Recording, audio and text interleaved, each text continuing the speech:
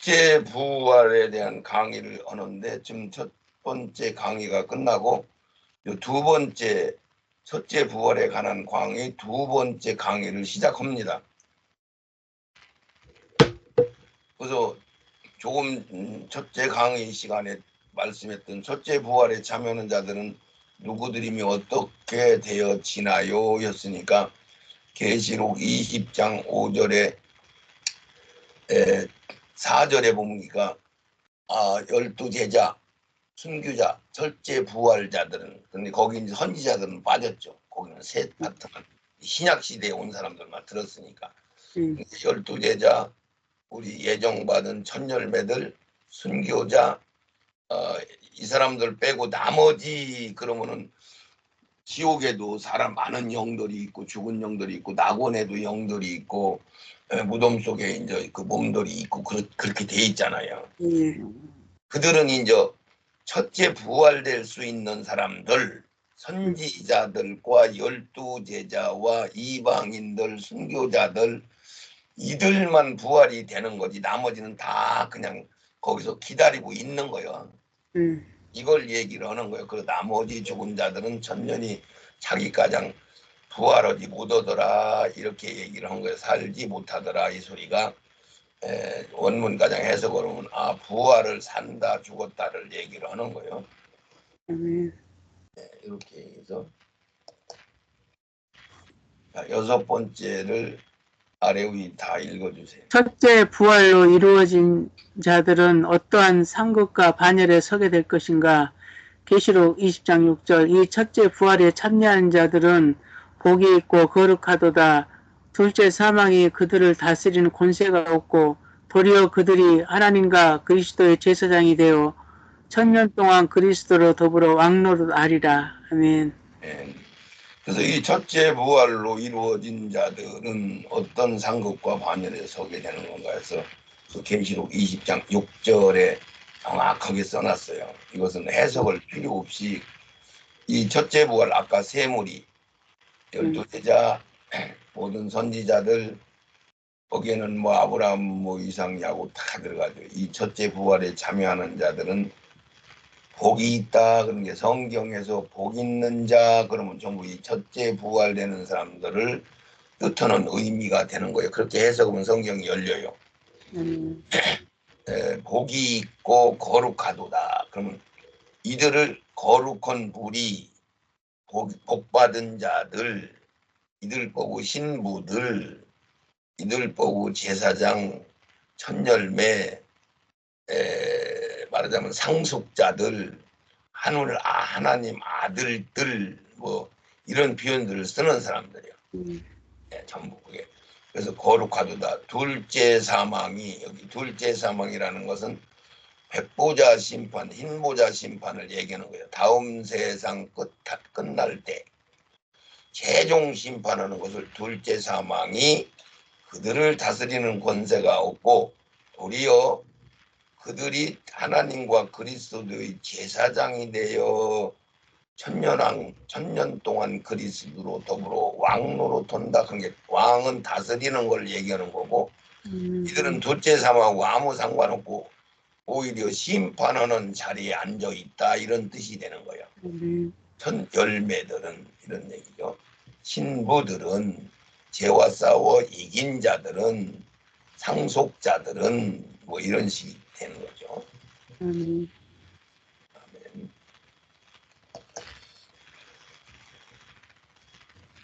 계시록 14장 1절 5절이 무슨 말씀이냐면은 부활된 상태에 있는 사람들이 모여있는 공중에 하늘에 그 상태를 지금 여기서 보여주고 있는 거예요. 그렇게 생각하고 읽어주세요. 또 내가 보니 보라 어린 양이 시온산에 섰고 그와 함께 14만 4천이 섰는데 그 이마에 어린 양의 이름과 그 아버지의 이름을 쓴 것이 있도다. 내가 하늘에서 나는 소리를 들으니 많은 물소리와 같고 큰 내성도 같은데 내게 들리는 소리는 거무고 타는 자들의 그 거무고 타는 것 같더라. 아멘. 이 계시록 14장 1절에서 5절까지가 요 이제 첫째 부활된 사람들의 그 하늘에 있는 상황을 설명해 주는 거예요.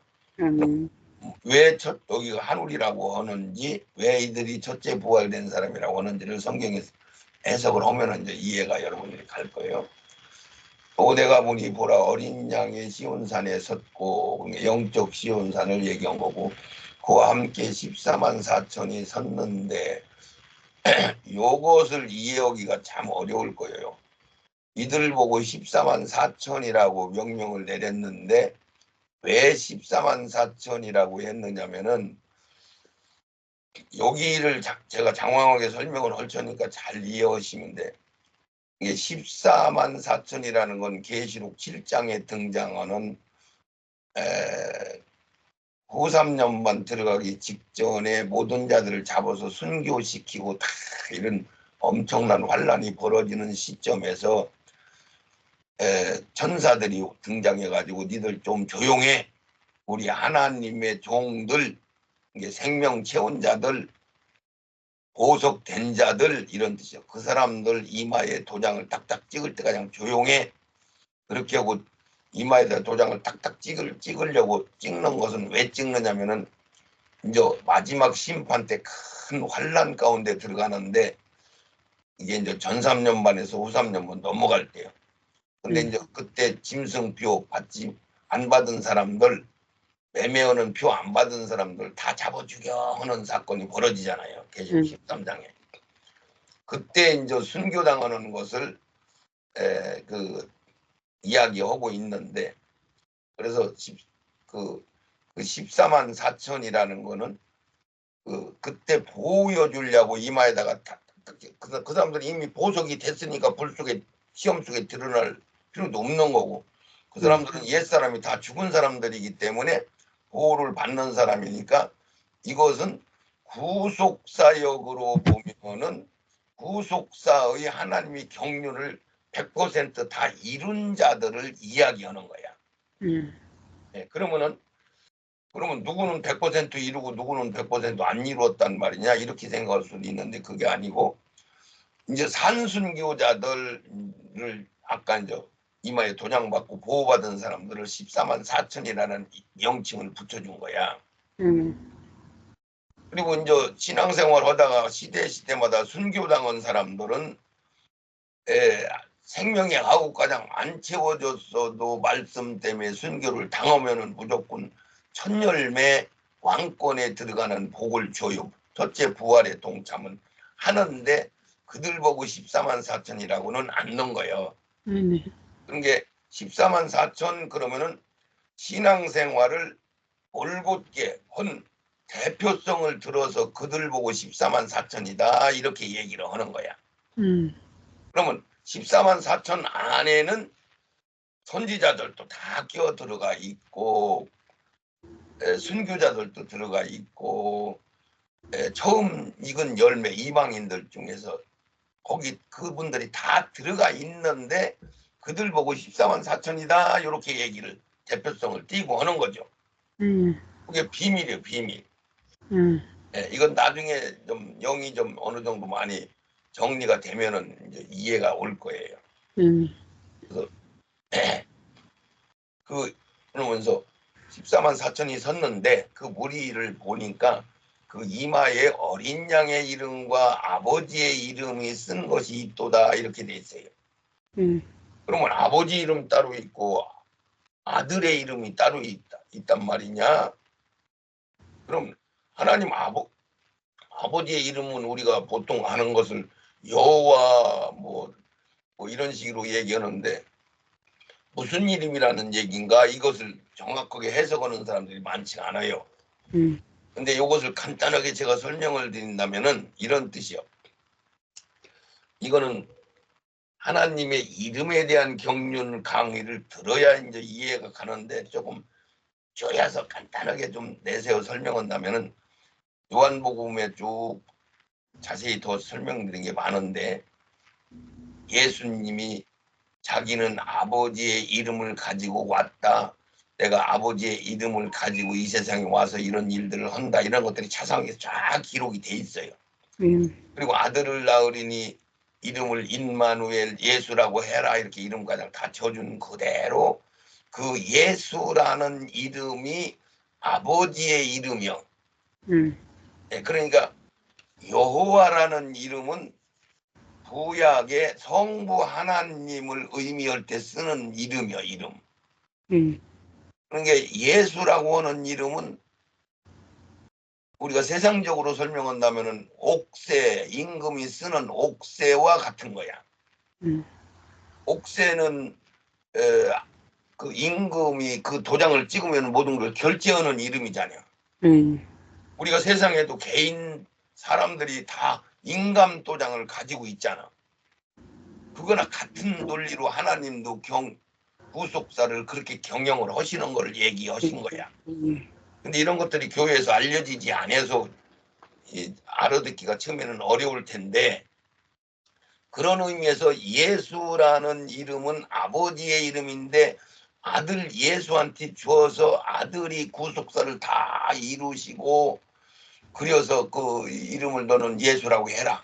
그 이름으로, 그래서 우리가 기도도 예수의 이름으로, 예수라는 이름으로, 뭐 말씀도 이름으로, 기도도 이름으로, 귀신 쫓는 것도 이름으로, 다 이름으로 쓴다는 말이 성경을 다시 읽어보면 그런 내용이 써 있어요. 전부 이름으로 한다. 무슨 이름? 예수라는 이름. 그러니까 14만 4천들 이마에 예수라는 도장이 찍혔는데 이름이 두 개가 아니고 예수라는 이름이 도장을 찍힌 것을 얘기하는 거예요. 그래서 2절에 내가 하늘에서 나는 소리를 들으니 많은 물소리도 같고 큰 내성도 같은데 내게 들리는 소리는 거문고 타는 자들의 거문고 타는 것 같더라.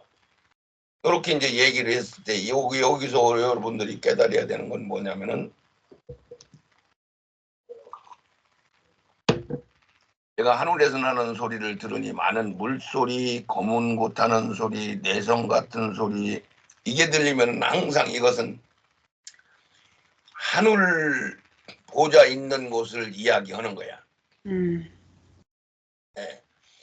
이 지상에서는 이 물소리, 거문고 타는 소리, 내성 소리, 24장 뭐 그게 거기 항상 이 소리 얘기하고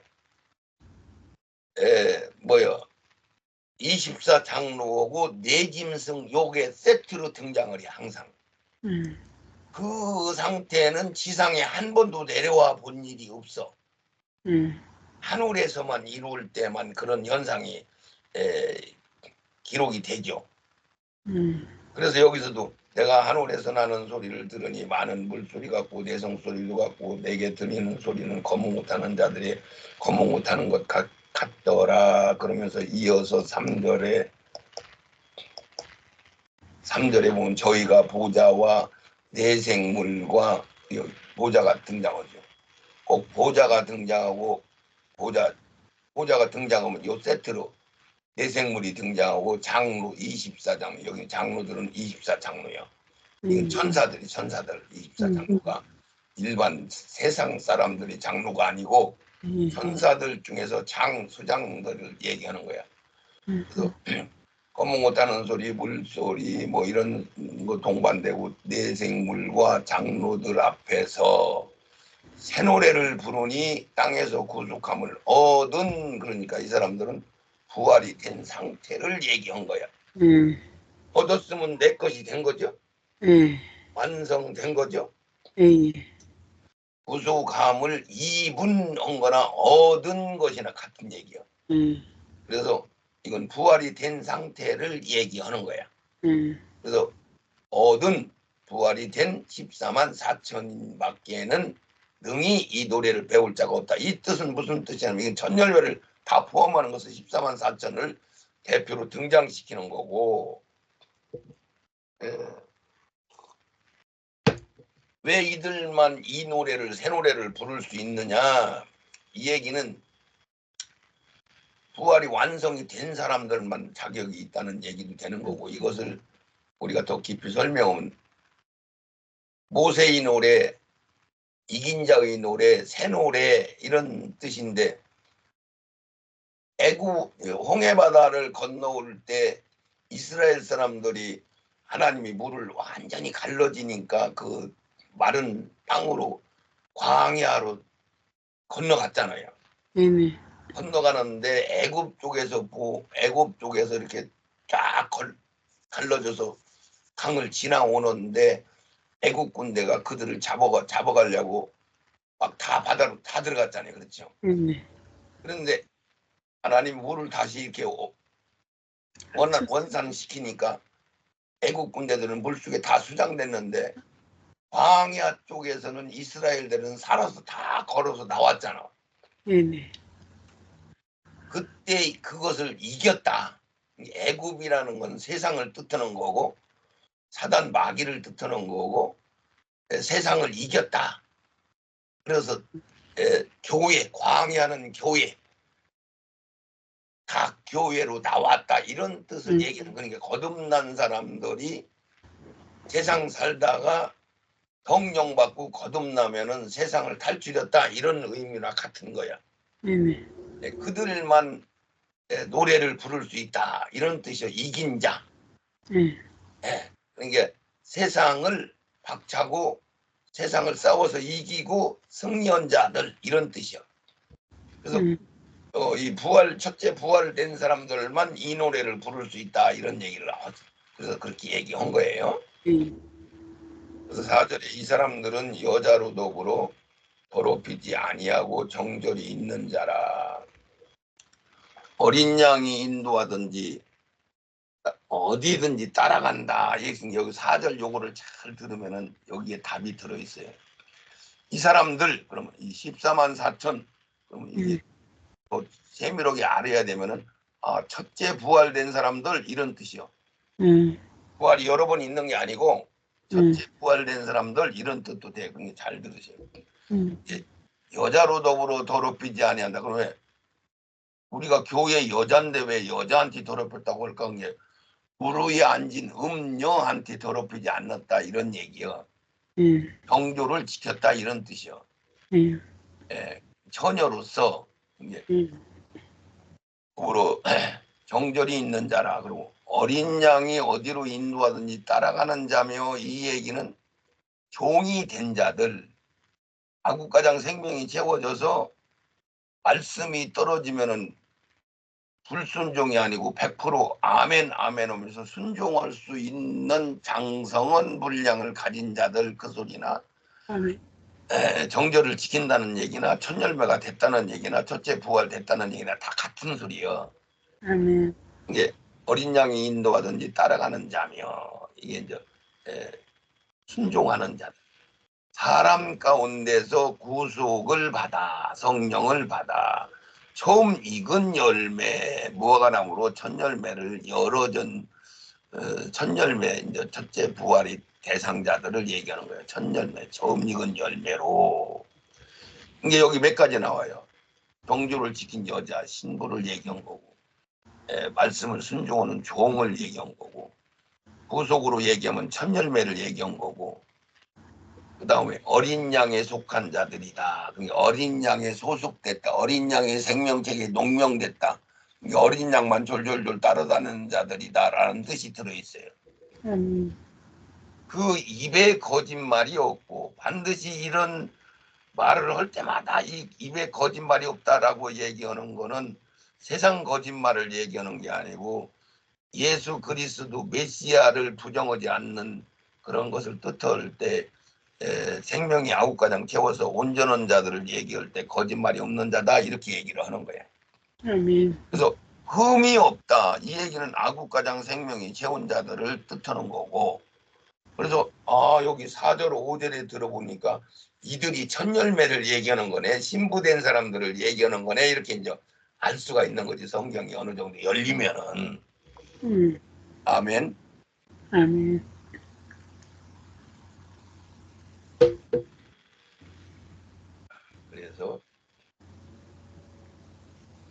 그래서 지금 14만 4천 얘기는 이제 여기서 이제 맞춰요. 그겠어요. 자, 7번째로 부활한 그들은 어느 곳에서 어떠한 모습과 반열로 무엇을 하며 살게 될까요? 이랬어요.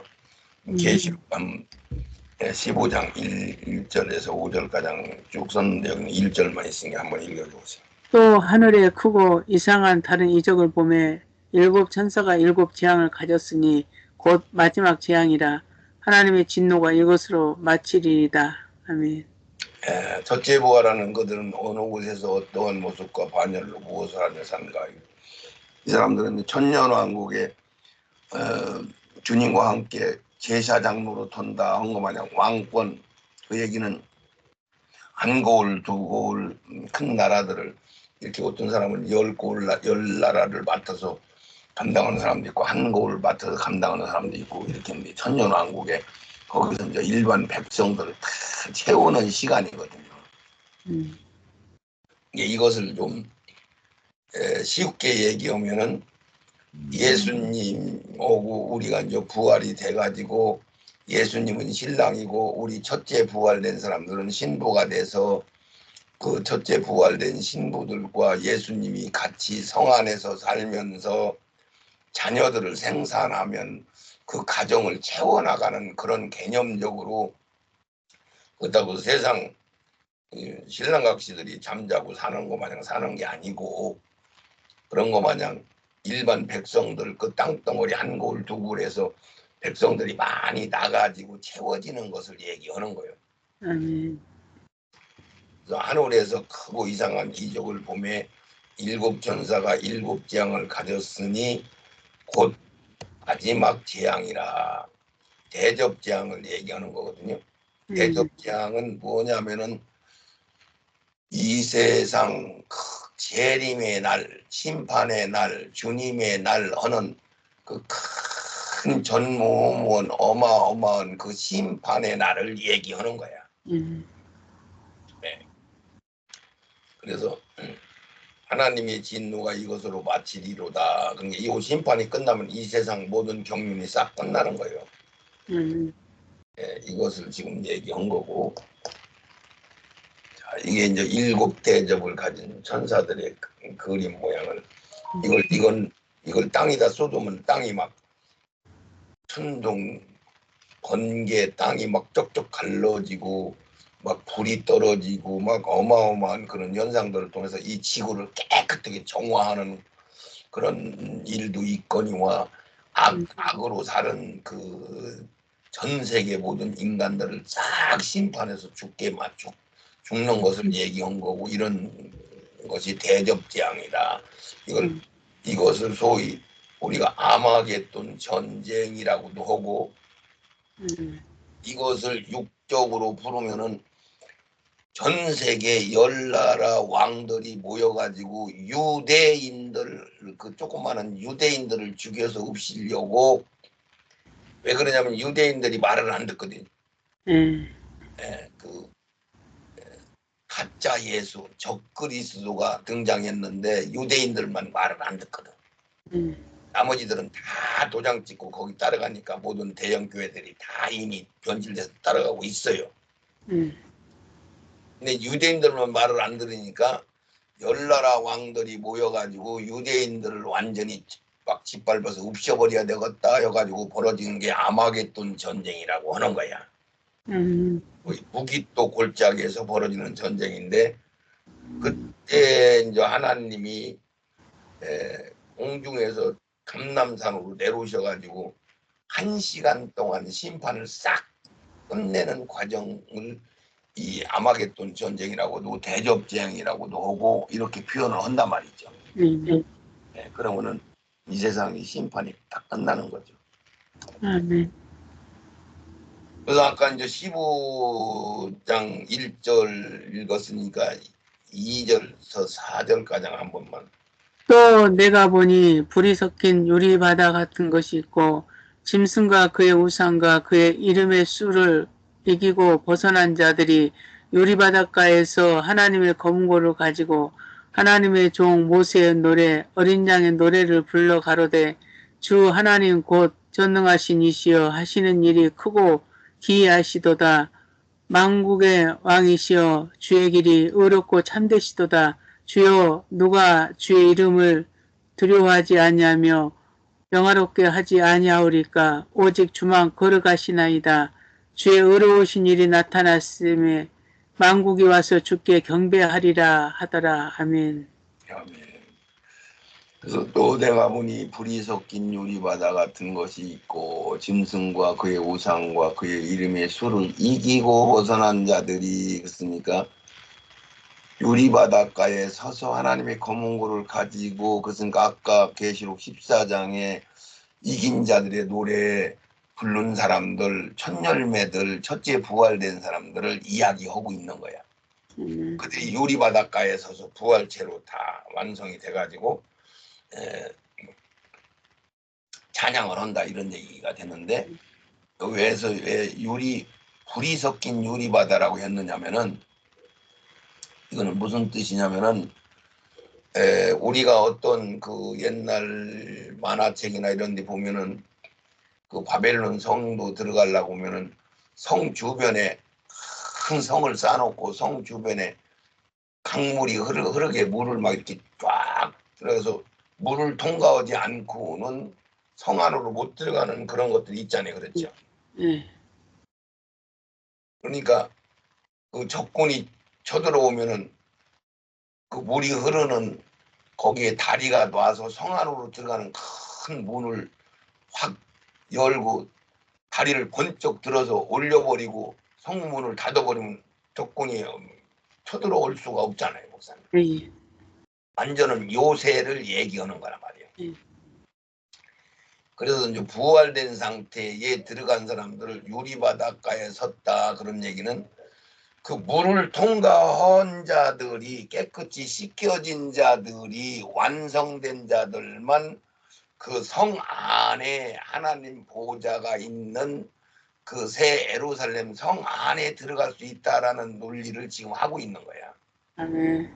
이게 무슨 소리냐면은 성막에서 제사장이 물두멍 거기 유리바다로 돼 있지. 유리바다라고 하잖아요. 그것도. 네. 제사장들이 손을 씻고 그러고 성소에 들어가서 지성소과장 들어가는 걸 얘기하잖아요. 네.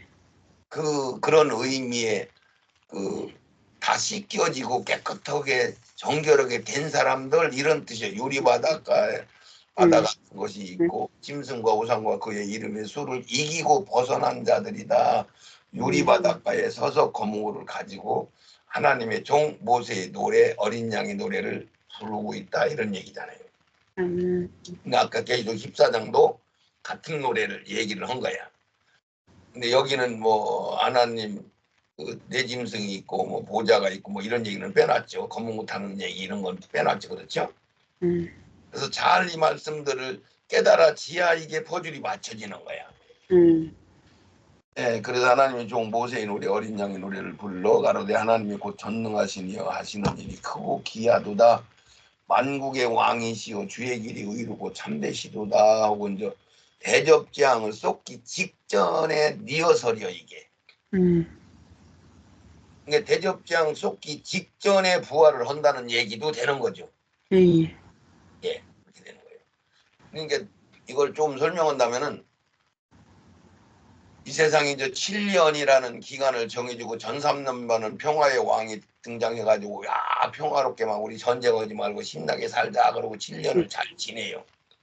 그리고 이제 그게 이제 3년 반이 지나면 이제 후 3년 반이 남고 전 3년 반에서 후 3년 반 넘어갈 때 계시록 13장 14절 15절 16절에 짐승표 안 받는 사람들 나한테 경배하는 사람들을 다 잡아 죽여 할 때 그 상황이 그러면은 거기에 이제 짐승표 안 받는 사람 싹 잡아 죽이는 큰 환란이 벌어지죠. 그것을 통과한 사람들 그때 순교를 당한 사람들 이런 사람들 다 포함되는 거지. 그 사람들이 이제 부활리 대상자들이 되는 거야. 배도자들은 빠지는 거고. 그래서 그 얘기를 지금 하는 거예요. 그래서 거기서 그 부활체들이 첫 열매들을 얘기는 하는 거고. 그래서 만국의 왕이시여 주의 길이 의롭고 참되시도다. 주여 누가 주의 이름을 두려워하지 아니하며 영화롭게 하지 아니하오리까 주만 거룩하시나이다. 주의 의로우신 일이 나타나며 만국이 와서 주의 경배하리로다. 그러니까 이 얘기는 16장에 계시록 16장에 이제 완전히 마지막 이 세상 큰 심판 하기 직전 상황에 리허설로 이 얘기가 쭉 등장을 한 거예요. 부활시켜 놓고 바로 요한 이걸 보여주고 바로 지상에 내려오면은 세상이 완전 심판에 하고 딱 이 세상에 모든 것이 끝나는 거죠. 그래서 이긴 자들, 첫째 부활된 사람들, 그러면 모든 선지자들, 12제자, 12지파, 이 이방인들의 천열매까지 이게 이제 하늘나라 본부가 되는 일꾼들, 그들을 소위 신부라고도 하고 제자라고도 하고 종이라고도 하고 이긴 자라고도 하고 천열매라고도 하고 그런단 말이죠. 아멘.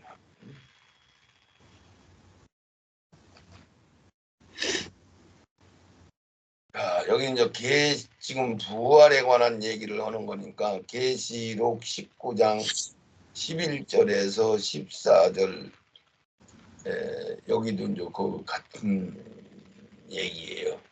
부활하고 연관이 되는 거예요. 자, 한번 11절에서 14절까지. 또 내가 하늘이 열린 것을 보니 보라 백마와 탄 자가 있으니 그 이름은 충신과 진실이라. 그가 공의로 심판하며 싸우더라. 그 눈이 불꽃 같고 그 머리에 많은 면류관이 있고 또 이름 쓴 것이 하나가 있으니 자기밖에 아는 자가 없고 또 그가 피 뿌린 옷을 입었는데 그 이름은 하나님의 말씀이라 칭하더라.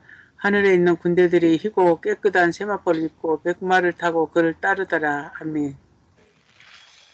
자, 19장 1절부터 10절까지는 부활된 상태,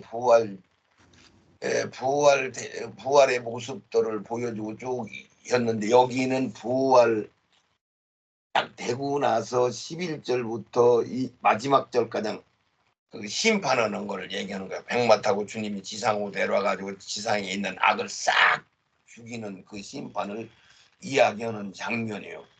그래서 한 절씩 설명한다면은 또 내가 하늘에 열린 것을 보니 보라 백마 탄 자, 그 성자 예수가 심판주로 등장을 하죠. 백마 타고 그 이름은 충신과 진실이라. 그가 공의로 심판하며 싸우더라. 이제 예수님이 백마 타고 등장을 해요. 이게 언제냐면은 부활이 끝나고 바로 뭐 틈바구니 없이 그냥 부활 끝나자마자 세마포스로 갈아입고 바로 백마 타고 예수님 뒤따라서 지상으로 내려와서 그 첫째 부활된 사람들이 지상을 다 심판을 해요. 예수님하고 같이.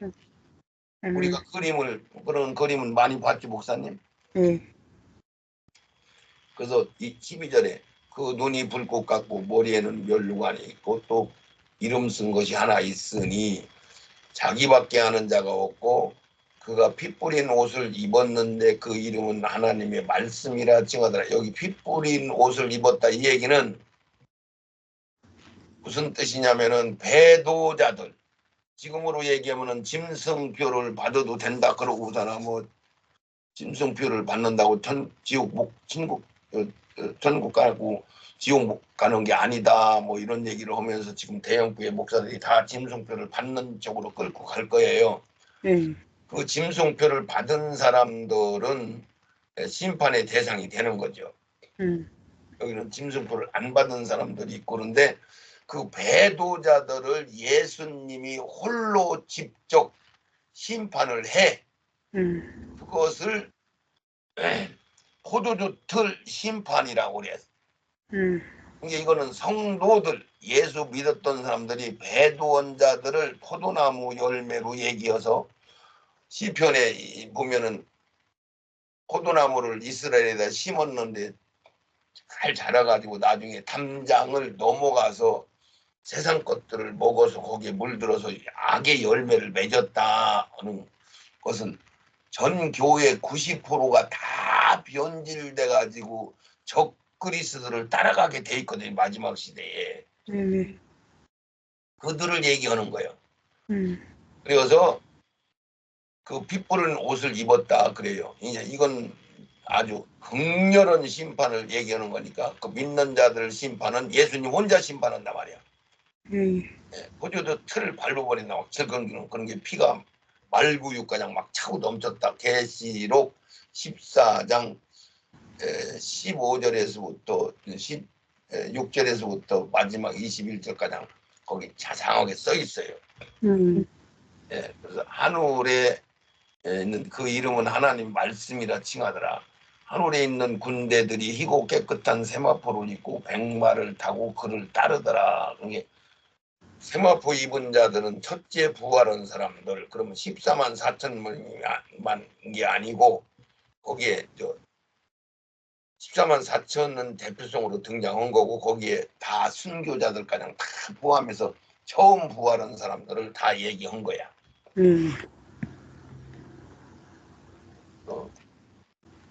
이렇게 예수님이 백마 탔는데 밑에 보니까 여기 백마 탄 사람들이 국기 들고 이렇게 막 쭉 따르는 여기 전만 쪽쪽쪽쪽 찍어서 막 젓가락 쫙 이렇게 있잖아요. 그렇죠? 여기 백마 타고 뒤따라오잖아요. 백마 타고 예수님이 이 안검을 가지고 지상에 내려서 심판하는 장면. 이것은 이천층 공중의 그림이요. 이천층 공중에서 끌어서 부활시키고 휴거시키고 그리고 바로 세마포도 걸어있고 지상으로 내려온다 이런 얘기예요. 그러면 이것을 말라기 선지자를 통해서 보면 우리 천열매들이 세상 악을 밟으면은 발바닥 밑에 재와 같이 사라지더라 이렇게 표현을 했어요. 이게 우리 천열매들이 세상을 심판을 하는 거요. 배도자들은 예수님이 혼자 심판을 하는 거고 포도주도 심판이라고 그러죠. 이렇게 분별을 성경을 다 해야 돼요. 여기를 한번 24절까지 한번 읽어줘. 성 안의 성전을 내가 보지 못하였으니 이는 주 하나님 곧 전능하신 이와 및 어린 양이 그 성전이심이라.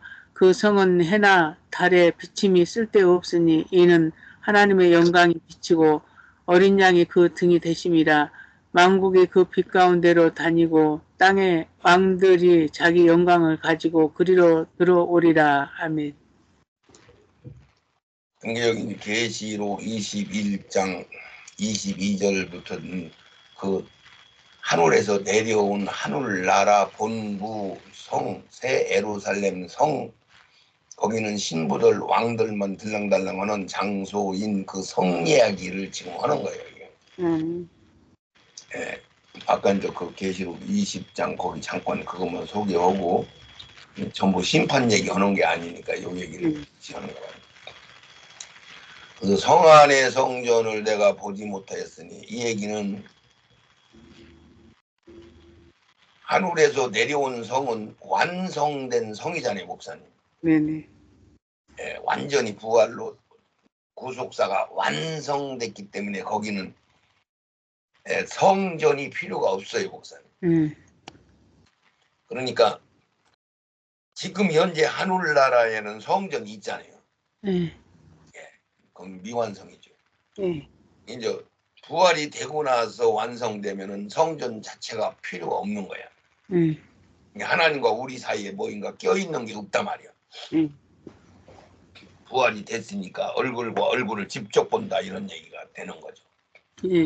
그래서 성 안에 성전이 없다 이런 얘기를 한 거고, 이는 주 하나님 곧 전능하신 이와 및 어린 양이 그 성전이시다. 그러니까 이제 거기는 어둠이 없어 완성된 하늘나라 본부 성 안에는 어둠 자체가 없잖아요. 그러니까 등불이나 이런 햇빛이나 이런 게 필요 없는 거죠. 그런 얘기를 한 거예요. 그래서 23절에 그 성은 해나 달에 비침이 쓸데없으니 이는 하나님의 영광이 비치고 어린 양이 등이 된다. 그러니까 거기는 영적으로 해석하면 재성이 없으니까 어둠이라는 게 없으니까 해와 달이 필요 없다. 그러면 세상 개념이 없단 말이에요. 거기는 아멘. 영의 세계, 완성된 세계니까 거기는 햇빛도 달빛도 필요 없고 주님 하나님이 빛이시다, 등이시다, 뭐 이런 표현을 쓴 거예요. 그래서 만국이 그러면 이건 천열매들이 한 고을 두 고을 다스리는 그들이 이 얘기요. 그 빛 가운데로 다니고 땅의 왕들이라고도 하고 만국이라고도 하고 그들을 절장 권세 받은 자들이라고도 하고 천열매들이라고도 하고 그런단 말이에요. 아멘. 만국이 그 빛 가운데로 다니며 땅의 왕들이 그게 그 성 밖에는 천년왕국의 성 밖에는 시집가고 장가가고 농사짓고 뭐 해가 있고 달이 있고 다 있는 세상이란 말이야. 아멘. 예. 예수님이 임금이신 것만 다르고 천열매들이 거기서 왕노릇하는 것만 다를 뿐이지 농사짓고 시집가고 해가 뜨고 달이 뜨고 밤이 있고 낮이 있는 건 똑같단 말이야. 바다가 없죠. 거기 천년왕국은 그러죠. 악이 없단 말이야. 악이 시험을 안 넣는단 말이야. 그러니까 웬만하면은 예수를 다 잘 믿는 거지. 아멘.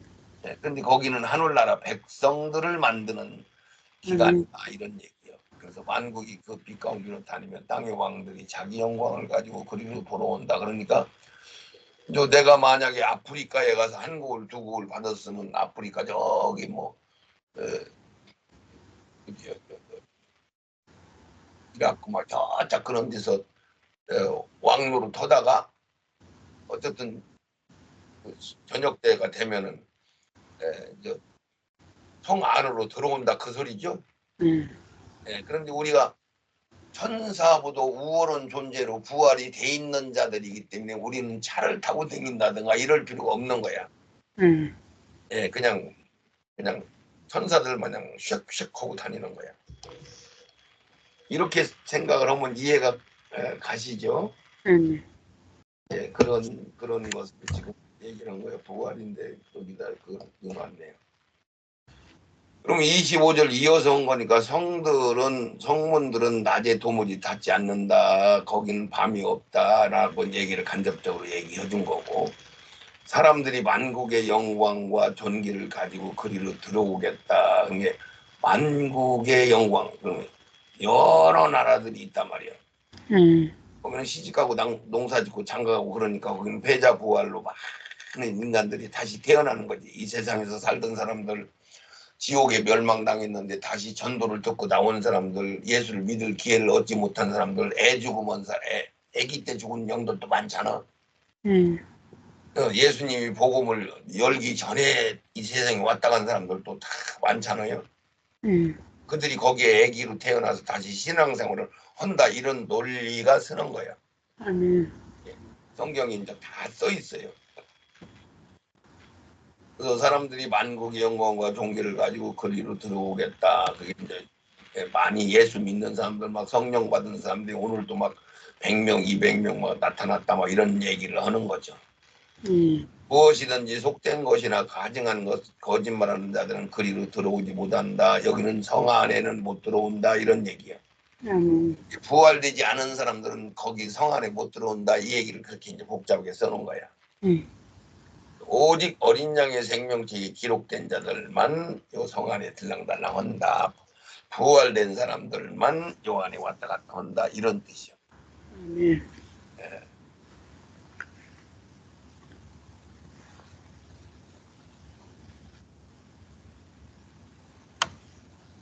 그래서 여기까지는 해야 되는데 22장 4절까지 연장 5절까지 연장되는 건데 그의 얼굴을 볼 터이요. 이 얘기는 그 이름도 저희 이마에 있다.